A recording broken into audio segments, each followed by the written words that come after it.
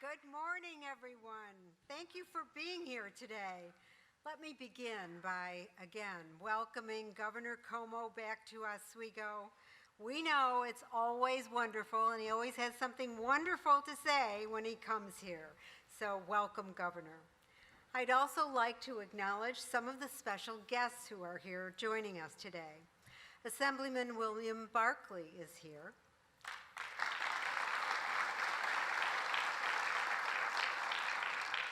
Assemblyman Brian Mactolo.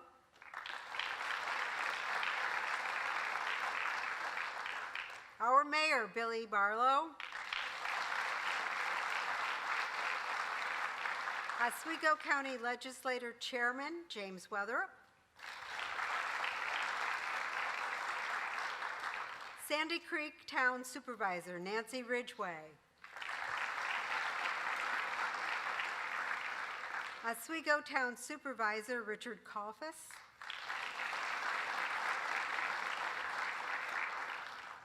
Richland Town Supervisor, Daniel Krupke. Stirling Town Supervisor, June Smith. Mayor of Fairhaven, Jim Basile.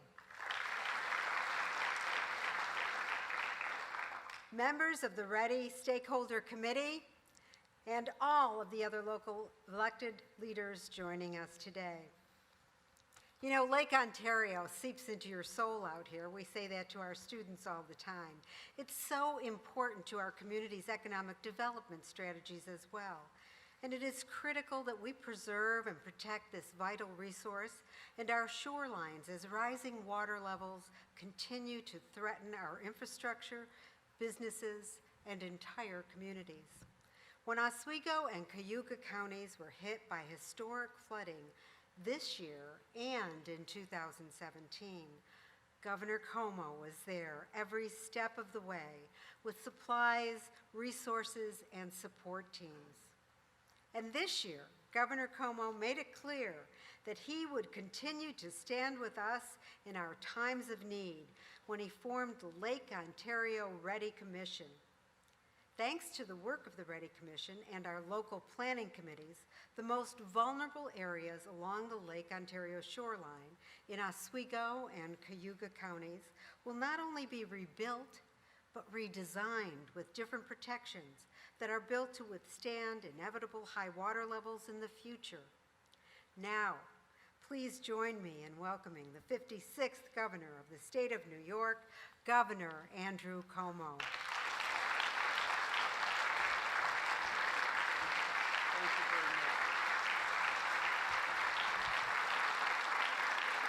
Thank you. Thank you very much. Thank you very much. It's my pleasure to be back. And first, let's thank SUNY Oswego and Deborah Stanley for their hospitality and all the good work they do for the community. Thank you very much. You're going to hear from the Commissioner of the Department of Environmental Conservation, the DEC agency. He is the Get to Yes DEC Commissioner, Basil Sagos. Let's give him a round of applause. We have with us from the state side our Empire State Development Commissioner and President, Eric Gertler. Let's give him a round of applause. Two state commissioners who worked very closely with Cayuga and Oswego over the past few weeks to come up with this plan, Rowan Destito and Maria Teresa Dominguez. It's a pleasure to be with you. Thank you. We have a very important person who you should all get to know very quickly. Mary Riley just joined our team. She's the former mayor of Sackett's Harbor, so she has gone through this herself. And she's lived it, and she knows it, and she's now joined the state team to help us implement this program. So let's give her a round of applause.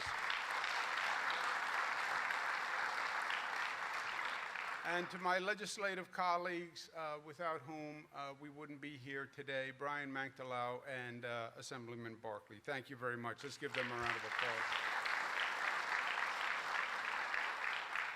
It pains me to be here today and not be fishing, to tell you the truth. I have come up with an art form of blending work and fishing, because you never get time to fish, so I blend it now with work. So if somebody calls me up and says, I'd like to meet, I say, no problem. The Attorney General called me up, said, I'd like to have a meeting, go through some issues. I said, no problem. It'll take a couple of hours, no phones, we'll sit down. I'll meet you on Lake Ontario, we'll go out and we fish. Governor of Connecticut called up, said, I'd like to sit down, spend some time. I said, no problem. We'll spend a couple of hours, just me and you, talk, shop. Meet you on Lake Ontario. We went out, we went fish. This is all my way of angling for an invitation from Assemblyman Barkley to come up and fish on the next trip. All right. But it is a pleasure. Let's talk about a couple of facts of this situation. First, Lake Ontario is very important to the entire state. 500 miles of shoreline, so it's basically the entire northern border of the state of New York. 1.5 million people live along its shorelines. 8 counties are on Lake Ontario. So it is vital to the entire state. As you know very well, 2017, we had the first flood. We worked hand in glove. We were here. The first responders did a great job. The emergency responders did a great job. We had the National Guard come up, Department of Transportation come up. They told me it was once in a 500-year flood, 2017. Okay, I believed them when they said that, 2017. 2019, second flood. Worse than the 2017 flood. They said, don't worry, it's the second in 500-year floods. No, that's not how the math works, right? We spent on the 2017 flood literally hundreds of millions of dollars. When you add up what we spent on the emergency response, and then we had the state fund a rebuilding program, it's in the hundreds of millions of dollars in 2017. Again, in 2019, just in the emergency response, we spent easily over $100 million. Fool me once, fool me twice. But the third time, we're going to do something different. Now, first, the IJC. You're all familiar with the IJC, International Joint Commission. People say, oh, poor IJC, Governor Cuomo is being tough on the IJC. I don't believe I'm being tough on the IJC. I believe the IJC is being tough on New York, okay? I don't blame the IJC for the high water, the many causes, Mother Nature, additional rain, rapid snow melt. I understand that. I understand there's been an extreme weather change. I also understand that the IJC has to balance different needs, different geographic needs. They have to balance the need for shipping. If you bring the water level down too low, you can't ship. I get it. And I get the IJC is balancing all these needs. But the job of the IJC is to manage the flow of the water. That is their job. And as soon as their 2014 plan went into effect, which was actually 2017, literally within weeks of the 2014 plan going into effect is when we had the first flood. And then we met with them, we sent them letters, there were all sorts of conversations, and then we have the flood this year, which is even higher than the 2017 flood. I represent the state of New York. And I believe the state of New York is paying an unfair price for this water management system that they came up with. And I am here to defend the people of the state of New York. And we're spending hundreds of millions of dollars. You've disrupted countless communities along the lake. And I want the IJC in their balancing act to make sure they're being fair to New York. And that's what this is all about.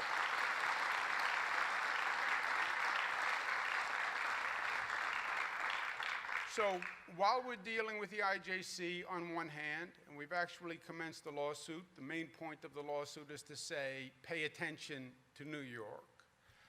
I'm not waiting for the IJC to fix the situation. because I believe that would be a fool's errand. So we're saying, you know what? Let's take the situation into our own control and let's do what we can.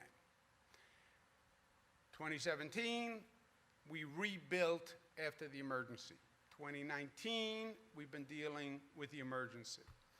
Let's assume that it wasn't a once in a 500-year flood, and it wasn't a second in a 500-year flood. This is a new reality. And this is probably going to happen again and again. And rather than just spending money to replace what we had, let's anticipate the high water and anticipate the new levels, and let's improve to build to those new levels. And that's what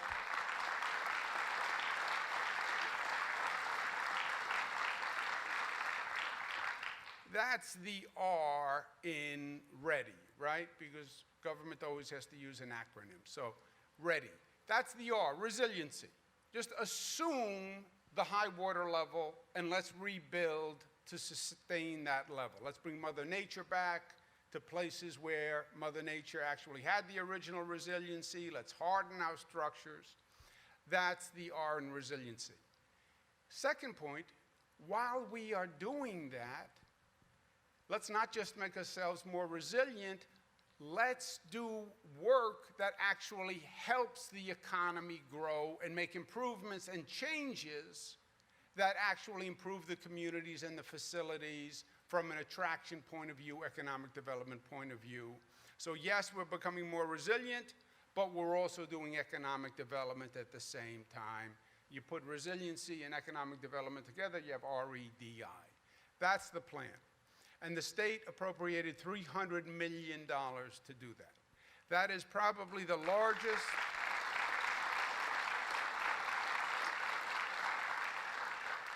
$300 million is probably the largest state investment in this region in modern political history. $300 million is a lot of money on any budget, even the state budget. But my argument is, it is literally an investment. We can either spend $300 million now, do the resiliency work, do the economic development work, which, by the way, pays dividends, or every year or two, we could spend 100 or 200 just doing the repair work, only so we have to go through it again and again and again. They used to have an old TV commercial, you can pay me now or you can pay me later, right? Do it right. Do it once, improve the facilities so you don't have to do it again. That's what the REDI program was all about. Now, none of us have been here before. This is a case of first impression. We haven't had these kinds of floods. By the way, we haven't had superstorms before, and we haven't had hurricanes before, and we never had 7 feet of snow in Buffalo before. I mean, Buffalo gets snow, but 7 feet of snow, broke an all-time record. So there is a new pattern with weather. We get it. And we never came up with a program that was this ambitious, frankly. How do you harden the shoreline 500 miles? Wow. Can't even imagine that initiative. But that's what we set out to do. And we said, look, from the beginning, know what you don't know. The state is not in a position to tell Oswego, tell Cayuga, this is what you should do. So we asked the local communities, you tell us what projects work for you, because when the lake floods, it always floods in the same area, you know. You tell us where it floods, you tell us what we need to do, and we'll fund your initiatives. And that's what the REDI is all about. We made a couple of changes along the way. We initially asked for 15% local match from government, that whatever projects they decide, the locality funds 15, the state would fund the balance. Local governments said 15% was too much money for them to fund. We dropped the 15% down to 5%. Why do we require even 5%? Because candidly, I want the local governments involved. I want you to have skin in the game. I want you to be vested in that project. And I want you to have ownership of that project. I want it to be yours. And I want you to feel that. So the 5% is as much about the partnership and the ownership of the project as it is the funding. We also had a concern that homeowners wanted to make sure that they were covered. We took $20 million aside to cover homeowners. We said we would first fund primary homeowners whose homes were damaged. That closes just about today, that phase of the program. We have about half the program funding left, about a little less than half, about $9 million. We're now going to open it up to secondary homeowners who had damage.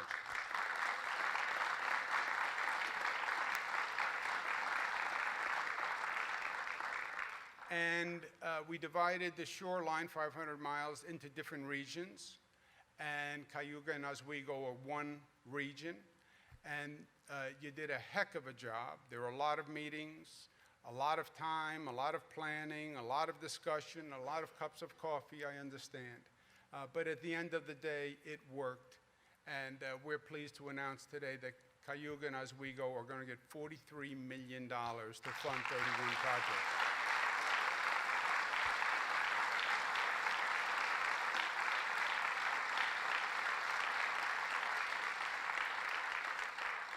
And Commissioner Sagos is going to tell you more about that in a moment. Two other quick points. Number one, for me, government is in the doing. It's not in the proposing of a project. It's not in the proposing of a plan. It is in the accomplishment of the task, okay? So we're announcing 31 projects. Great, that's great. The announcement is great. You know what's better? Doing it is better. Doing it is better. And I think part of the public cynicism about government at large is, yeah, government always announces these plans, and we're thinking, and we're planning, and we're proposing. But government is not as good in actually getting it done, and getting it on time, and getting it done on budget, and getting it done in my lifetime. Okay? This is an emergency situation. I want change, and I want help, and I want it now. People are scared. People are frightened. People are angry. They've had their house surrounded with sandbags. They haven't been able to use facilities. Tourism has been hurt. Do it, but do it now. And that is my mantra all across the board. Unfortunately for the people who work with me, because I call it constructive impatience. Doesn't that sound nice? See, impatience by itself sounds annoying. Oh, he's impatient. No, I'm constructively impatient. I am impatient with the bureaucracy. I am impatient with the process of government. I'm impatient with all the excuses in the process. Well, I filed an application, I'm waiting for the response, I need this, I need that. Get it done, get it done, get it done. You get paid to get it done. So constructive impatience sounds nicer than just impatience. You're going to get awarded the projects today. Do what you need to do to get the projects going ASAP. If you need a planner, get a planner. If you need local approvals, get the local approvals done. If you need approval from a private owner, get it done. If you need the homeowners to sign a piece of paper, get it done. Whatever you need to get done, the commissioners who are working with you to come up with a plan, the OGS Commissioner, DOT Commissioner, Roanne and Marie-Therese, they're going to be here to work with you. So move it on your end as quickly as you can. Molly Riley, her full-time job is going to be to help you implement the program and get over any log jams. November 20th, you are all invited to come to Albany on a one-day work session where whatever has not been finished will come to Albany. I'll bring my constructive impatience theory to the table, and we will get done whatever we need to get done, because I literally want to get these projects moving right away, because it is an emergency situation. Last point is this. These floods have been horrendous and difficult, and they came at a difficult time, and there's nothing theoretical about what people have gone through. Their lives have been made miserable, and they've gone through financial loss, and they've gone through hardship. The positive is this. I believe every storm you can find a silver lining. And the silver lining here is, with this $300 million, we are going to be doing work that we could have or should have done anyway. I've been to Oswego many times, for example. I worked with Oswego when I was HUD secretary in the Clinton administration. And I worked with many of you then. There was a lot of work to do. Port of Oswego needed work anyway. Wright's Landing needed work and investment anyway. So a lot of what we're doing are projects that we needed to do anyway to better the community. We didn't have the access to the funding. We didn't have the political mobilization. We didn't have the political support. Ironically, the flood actually did that for us. It generated an attention. It generated a sense of urgency. If it wasn't for the floods, I can't get $300 million for this region, even though we had many, many projects that needed investment. And that is the silver lining. We're not going to build back. We're going to build back better than ever before. Oswego and Cayuga will be the better for this.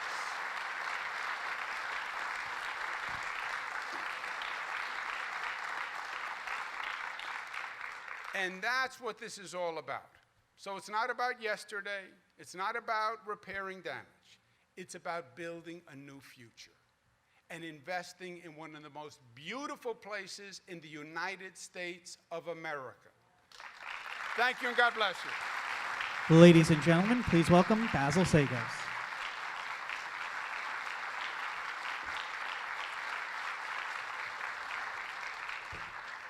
Well, hello, everybody. Oh, it's been my honor to serve as Ready Commission co-chair these last few months. In addition to my duties as DEC, the commissioner of Get to Yes. I like that. But I want to, before I get going here, recognize the governor for this vision, because, you know, the old approach of getting things done, in some ways, is you see a storm like this come along, sure, emergency response goes out there and deals with it, and then we get applications for repairs. But really, the way that the governor has taken this entire government and moved it towards a commission with a specific purpose to rebuild for the future. I mean, there is no other state doing this. There's 5 Great Lakes. No other state is doing this approach. They're all having problems with water. They're all having problems with erosion, climate change, and everything else.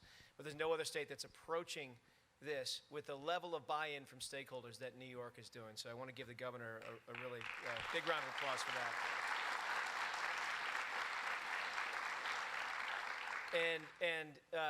And it never has happened this quickly either, right? We got going on this in June.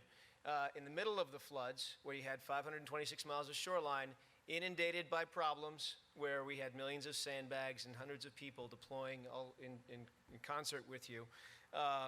And to have fellow commissioners here, Roanne and Marie-Therese, all my staff, all the staff of DEC and all the other agencies, and all of you, your local officials here, your incredible work over those 3 months. I mean, it happened because we found a way to get to yes, coming up with this incredible program, and really moving quickly, moving with a sense of purpose and a sense of urgency, and not letting government be the bureaucracy be the sort of the anchor that slows you down. This is government at its best. It is inspirational, and you all should feel proud of what you accomplished. Please give yourselves a round of applause. And just a quick note to the governor. This is a unique situation, sir. We don't move this quickly on everything else, so nothing should be read into the last 3 months. We will need to go back into our trenches. But in any event, as the governor said, we're awarding $43 million to advance 31 projects here in this great region. And that includes $12 million for all of Cayuga County's projects recommended by the Planning Committee, plus an additional $3 million for downtown and waterfront ready work. So that's helps to bring Cayuga County to the $15 million commitment that we made for every single county along the region. So congratulations. So I'll go through some of these fantastic projects. These are highlights of projects. This is not all of them. We will be announcing all these projects shortly on putting them all online. All of these projects merge traditional infrastructure, so your hardening of a shoreline, with the natural infrastructure, what nature did to withstand storms in the past, wetlands and other soft shoreline features. So here we go. So that's the $43 million for both counties, and we'll talk about Cayuga first. In the town of Stirling, West Bay Storm Sewers is going to receive $2.7 million to address failed stormwater conveyance. Congratulations. And as you can see, that merger of traditional and natural infrastructure, creating a bioretention basin in this location to take some of that stormwater and really working on 1.8 miles of stormwater systems that had been failing during high water. Also in the town of Stirling, the Stirling Nature Center is going to receive $1.6 million.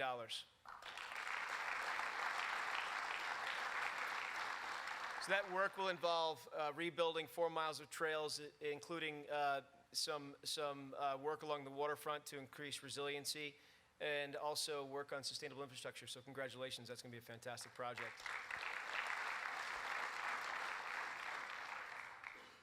In the village of Fairhaven, Phillips Park Walkway is going to receive $1.5 million. Congratulations.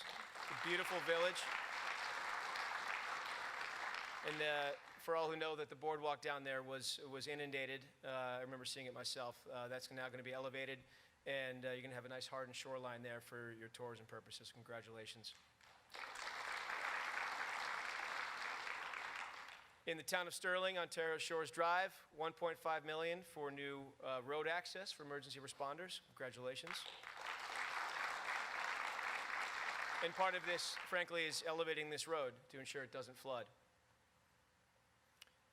In the village of Fairhaven, $600,000 to address some of the roads that were inundated by floodwaters. Congratulations. So what we'll do there is fortify the roadway parking areas to ensure that there's significant access, and also to ensure that when the waters do rise, there's enough buffer along the shoreline. So those are the onto the Oswego County projects. International Pier here, City of Oswego is going to receive $6.5 million to revitalize its waterfront. Congratulations, Mayor.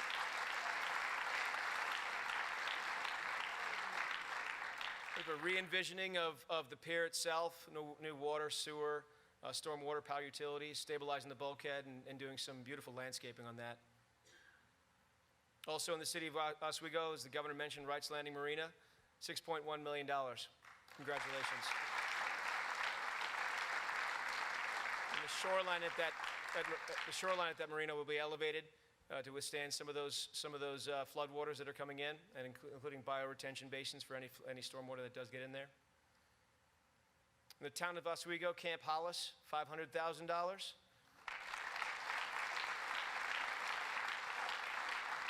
See, the work we'll do along the shoreline there will help to make the shoreline more resilient to rising waters, vegetated embankments that will receive $600,000 to ensure that those waters are not eroding that shoreline any more than it has already happened. In the town of Scriba, Joe Fultz Boulevard, $480,000 for wetland management. Congratulations. And this is a very calming rendition here. You have the great blue heron there in the middle. Rehabilitating the wetlands, deepening some of that channel in there to ensure that floodwaters get in, and ultimately you're hitting two birds with one stone, or you're hatching two birds from one egg, right? you are improving the environment, improving habitat, at the same time you're improving the ability of the area to withstand floodwater, so congratulations.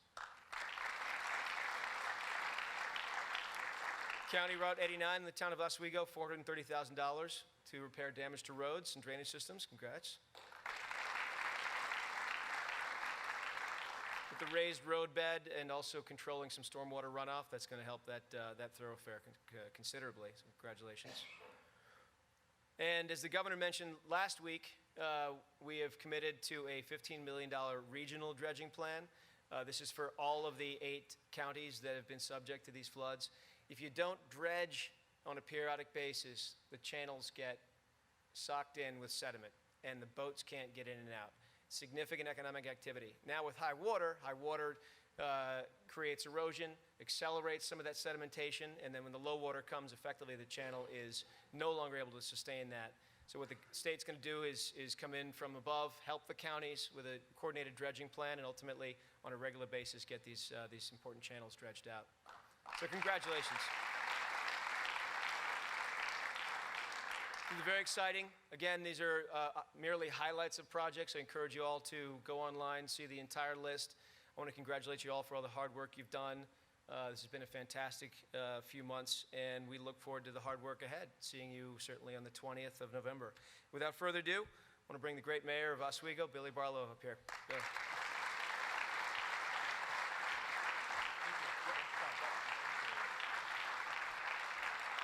It's always good news when Governor Cuomo comes to town, isn't that right?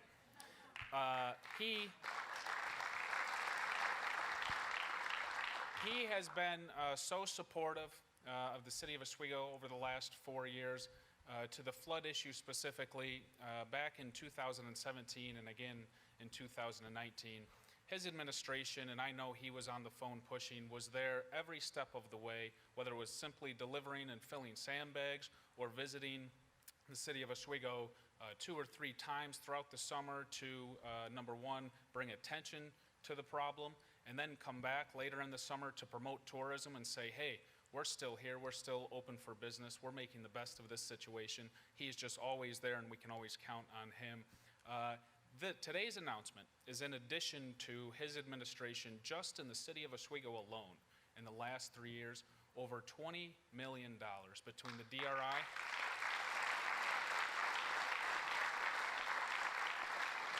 DRI in 2016, going through the CFA process, infrastructure funding, all sorts of other funding. It's just remarkable. There is no other administration that has done more for upstate New York, certainly not the city of Oswego and Oswego County. His support with the Fitzpatrick nuclear power plant, how can we forget that? He has always been there. The flooding issue, the Plan 2014, the high water, it has been no different, and he's been there every step of the way. Today just highlights that.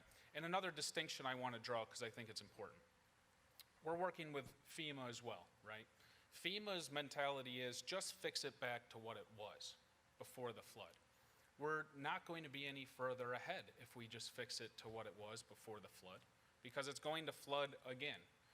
Luckily, the governor came in, demonstrated real leadership, presented real solutions. Let's not just build it back to what it was. We've been failing to capitalize on the asset that is the waterfront for decades. Let's give these municipalities the resources they need and the funding they need to actually do transformative projects, capitalize on the asset, and realize their true potential. Governor, thank you, thank you, thank you.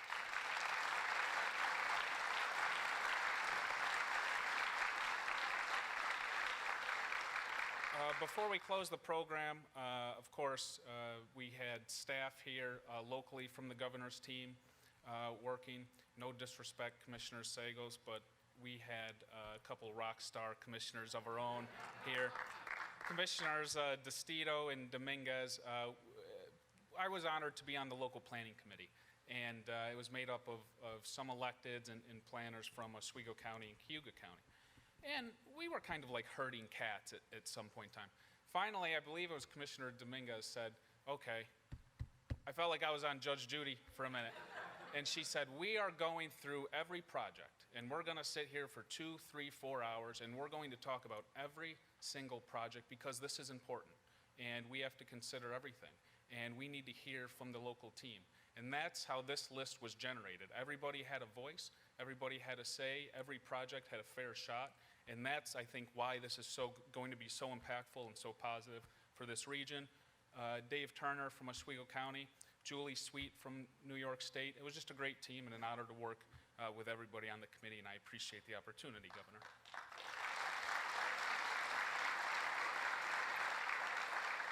With that, the real work starts now. I can't wait to see these projects happen. You can see in Oswego how fast the DRI projects are coming up. I'm extremely proud of that work. I know the governor is pushing at all times to see these projects through.